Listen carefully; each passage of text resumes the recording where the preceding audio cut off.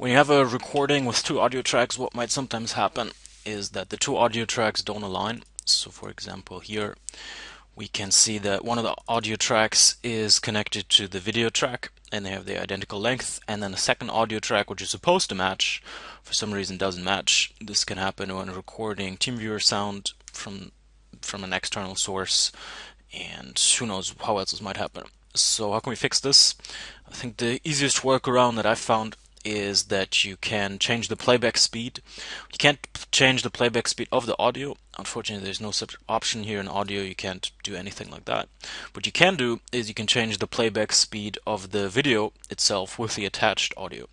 What you do is you lock in the audio which is off. In this case, audio number 2 is too short, so we're going to lock it in.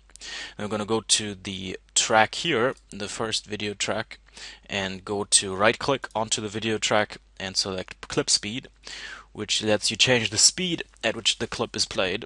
So for example, you could put it to 50%.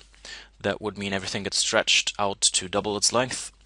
Or you could put it to 200%, and that would mean everything is at double speed, so it will be super fast. Now what we want to try to do is make both the same length, which means we're just going to play around with the clip speed number here until they match as much as possible. I think in this case it was somewhere around 112, then it's slightly faster, but you can see it's still not quite matching. And then if we go 113, it's very close. And if we go, so I do Control Z here to undo the change. You can also use this button right there. And then if we go 114, it's going to be slightly shorter than the bottom track. So I think 113 is the closest match here. So I'm going to do that.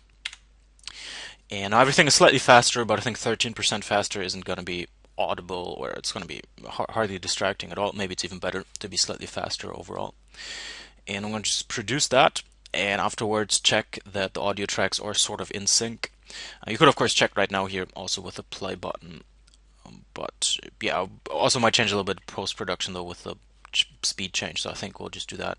What you can't do, unfortunately, is set it to decimal points. In this case, I think 100. What was it? Wasn't 13 better than 14? I think it was 13. And oh no, it goes to 12 back. I don't know why, but you could do it like with a dot 2 or so, but that unfortunately doesn't work. Okay, then I'll produce that and hopefully get a video which sounds quite well overall.